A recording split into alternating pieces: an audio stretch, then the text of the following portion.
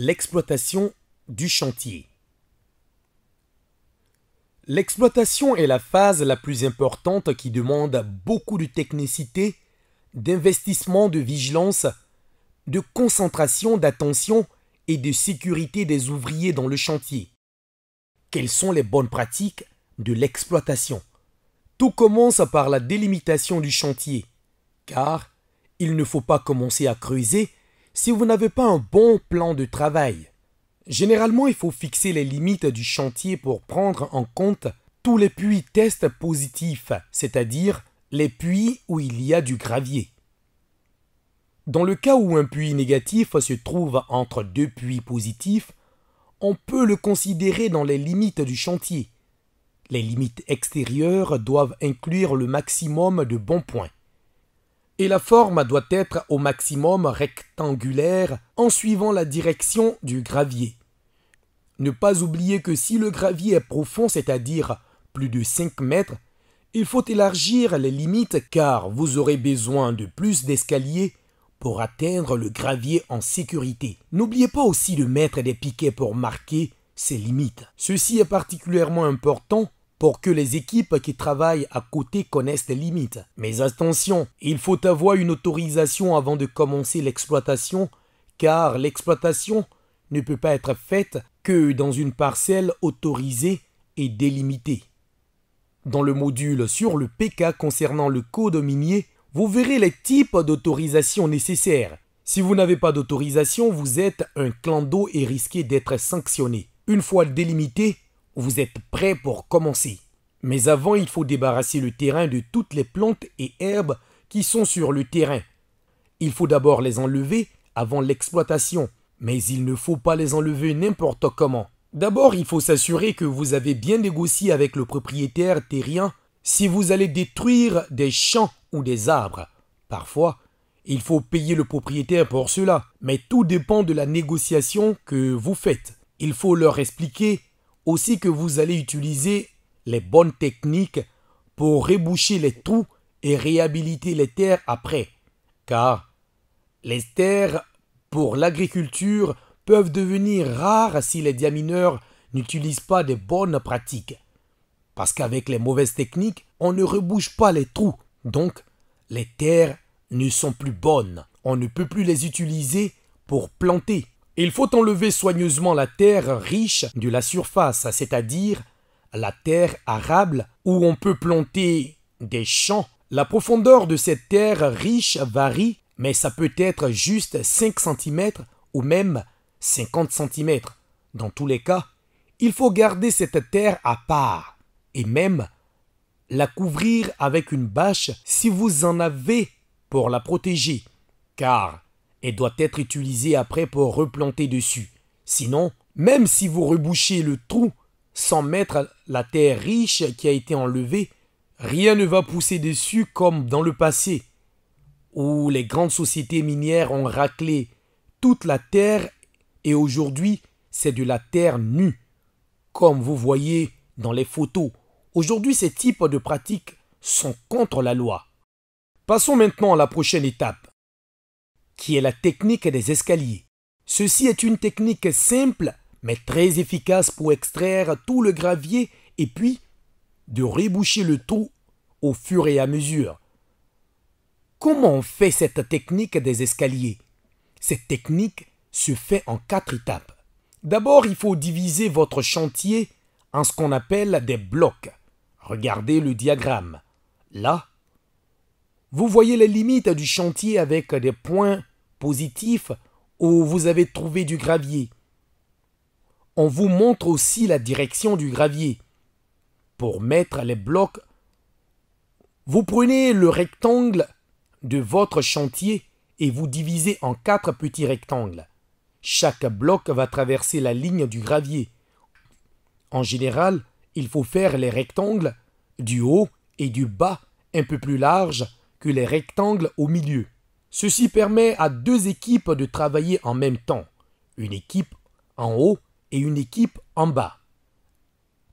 Maintenant que vous avez des blocs délimités avec des piquets et de la corde, vous passez à la deuxième étape qui est le positionnement des tranchées. Ici, vous allez commencer avec un bloc et puis vous allez diviser ce bloc en petits rectangles ou morceaux comme vous voyez dans l'image. Ces rectangles sont appelés les tranchées. Et il faut numéroter. Comment choisir le nombre de tranchées? Il faut les faire de façon proportionnelle. Généralement, ils vont être à peu près à 1,50 m de large. Mais ça dépend. Attention, il faut que la première tranchée, c'est-à-dire là où vous allez commencer à creuser, soit un peu plus large, comme 2 mètres, car vous allez stocker du stérile là-bas. Donc, maintenant que vous allez diviser le chantier en blocs et en tranchées qui traversent la zone de bon gravier, vous êtes prêt pour la troisième étape qui est l'étape de la mise en place des escaliers. La mise en place des escaliers consiste à creuser dans les tranchées de telle sorte à ce que la première tranchée touche le gravier et les autres créent des escaliers. Prenons le cas suivant où on sait que le gravier commence à 3 mètres. Ce qu'on veut faire, c'est d'arriver au gravier dans la première tranchée, puis avoir un escalier d'1 mètre de haut dans la deuxième tranchée et 2 mètres de hauteur dans la troisième tranchée, comme vous le voyez dans la photo. Comment faire ces escaliers? On commence en enlevant 2 mètres de gravier dans les tranchées 1 et 2. Ensuite, on enlève 1 mètre de gravier dans la tranchée 3. Enfin, on enlève 1 mètre encore de la première tranchée pour arriver au niveau du gravier. Attention, en prenant le gravier, il faut l'enlever avec le stérile qui est en dessous. Il faut faire cela pour ne pas perdre du bon gravier par hasard. À noter aussi que le stérile du début doit être enlevé et mettre de côté pour faire un tas. Maintenant que vous avez les escaliers, vous enlevez soigneusement le gravier en le remontant par les escaliers. En haut, mettez le gravier dans des sacs pour les transporter au point de lavage ou pour le stocker en sécurité. Quand le gravier de la première tranchée est enlevé, vous êtes prêt à continuer. Ce qu'il faut faire, c'est d'avancer sur le deuxième tranchée et enlever 1 mètre encore de stérile. Mais attention, il ne faut pas cette fois remonter ce stérile en haut, hors du bloc. Il faut plutôt mettre le stérile dans le tranché 1, là où vous venez d'enlever le gravier, puisque c'est maintenant vide. En même temps, ça permet de boucher la terre par derrière. Comme ça, vous économisez en énergie et vous commencez à reboucher en même temps. Ensuite, descendez les 2 autres escaliers par 1 mètre. Donc, la troisième tranchée est descendue à 1 mètre de hauteur. Et puis, vous ouvrez la quatrième tranchée à 2 mètres de hauteur en jetant le stérile hors du bloc. Le stérile de la quatrième tranchée doit être jeté hors du bloc. Et voilà. Vous êtes maintenant prêt à enlever le gravier de la deuxième tranchée. Et ensuite, vous continuez de cette manière jusqu'à ce que vous enlevez tout le gravier dans le bloc. Attention, n'oubliez pas de remettre le stérile que vous avez enlevé au début pour finir le rebouchage. Mais voyez-vous aussi comme c'est plus facile pour reboucher parce que la plupart du stérile est déjà dans le trou, car vous n'avez même pas eu à devoir l'enlever. C'est ça, un des grands avantages de cette méthode. Après le premier bloc, vous pouvez commencer le deuxième bloc et ainsi de suite. Quand vous avez des voisins qui utilisent les mêmes techniques, il vaut mieux commencer dans des sens opposés, c'est-à-dire si votre chantier et celui de votre voisin se trouvent côte à côte, commencez par les blocs les plus éloignés et puis vous vous retrouvez ensemble au milieu. Ceci est la méthode la plus efficace. À la fin, quand vous avez fini votre chantier, il reste une étape très importante, la réhabilitation. Vous vous souvenez que vous avez gardé à côté la bonne terre arable, c'est-à-dire la première couche de terre, celle qu'on utilise pour planter. c'est-à-dire la terre riche. C'est maintenant qu'il faut mettre cette terre à sa place. Ne vous inquiétez pas, ce n'est pas beaucoup de terre et vous avez déjà fini le boulot le plus dur. Et après, vous devez planter des herbes ou d'autres bonnes plantes pour pouvoir stabiliser cette terre. Ou bien vous pouvez même penser à faire des jardins maraîchers ou planter du manioc, parce que la terre est déjà bien remuée.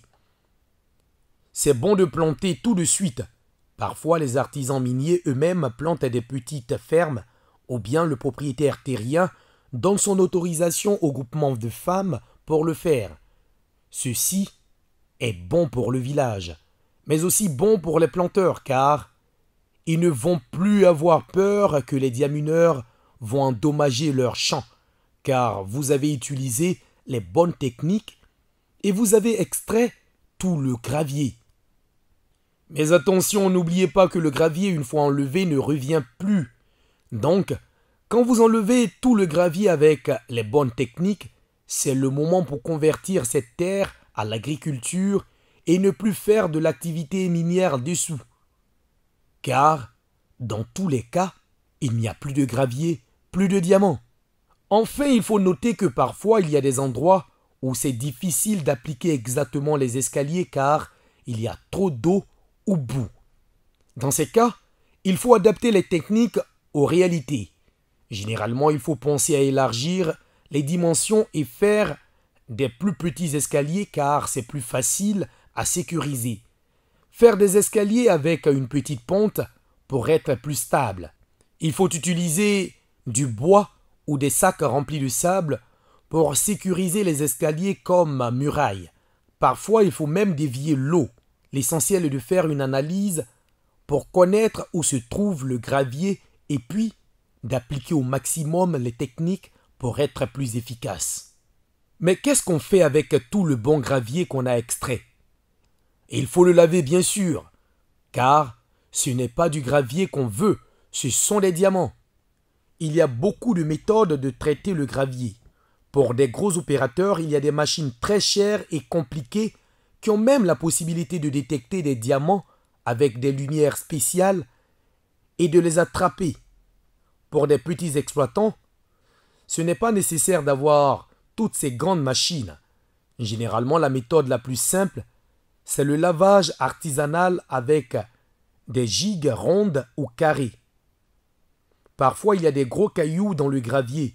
On commence avec des seaux perforés pour les enlever car les gros cailloux peuvent endommager les tamis ou même faire sortir des pierres. Ces paniers sont simples à confectionner comme vous le voyez dans la photo. Vous tamisez et puis la petite matière passe dans le tamis, le gigue.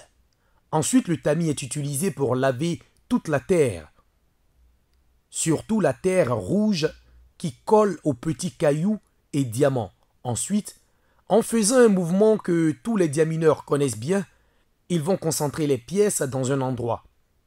Pourquoi ce mouvement marche? Rappelons que les diamants et les pièces, la garde présidentielle, sont très lourds et plus lourds que le sable et les autres cailloux.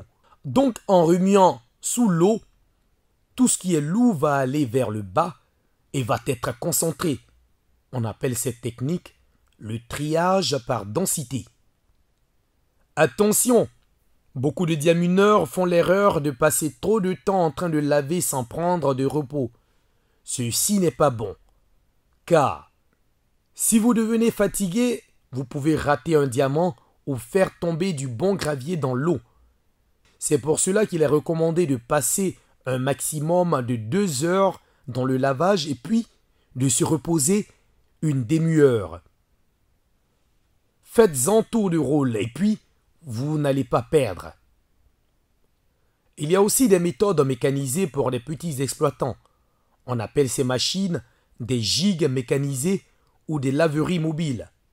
Ces machines utilisent le même principe que le lavage manuel, sauf que c'est plus rapide. Regardez bien cette machine dans l'image. Vous mettez d'abord le gravier dans l'entrée. Tout ce qui est sable va être enlevé car le sable rend le lavage difficile. Ensuite, le gravier passe dans ce qu'on appelle un trommel dans lequel l'eau coule pour enlever la terre rouge, et puis ça tourne pour bien mélanger et nettoyer le gravier. Dans le trommel, il y a deux niveaux de trous. D'abord, des trous dans lesquels les petits cailloux vont passer moins de 5 cm. Ensuite, tout ce qui est un peu grand passe par des trous plus grands, qui sont plus de 20 mm. Des gros cailloux sortent par le côté. Ensuite, une série de tamis vibreurs avec l'eau qui coule dessous font exactement comme les tamis manuels. Le mouvement fait que les pièces et les diamants qui sont lourds vont tomber en bas et vont être attrapés.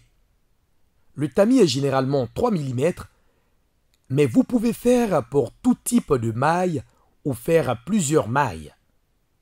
Tout ce qui est plus petit que 3 mm va tomber en bas. Après quelques heures, vous pouvez enlever le concentré et trouver vos diamants dedans. Si les machines sont bien calibrées et utilisées, elles peuvent économiser beaucoup de temps et s'assurer que vous ne perdez pas de belles pierres.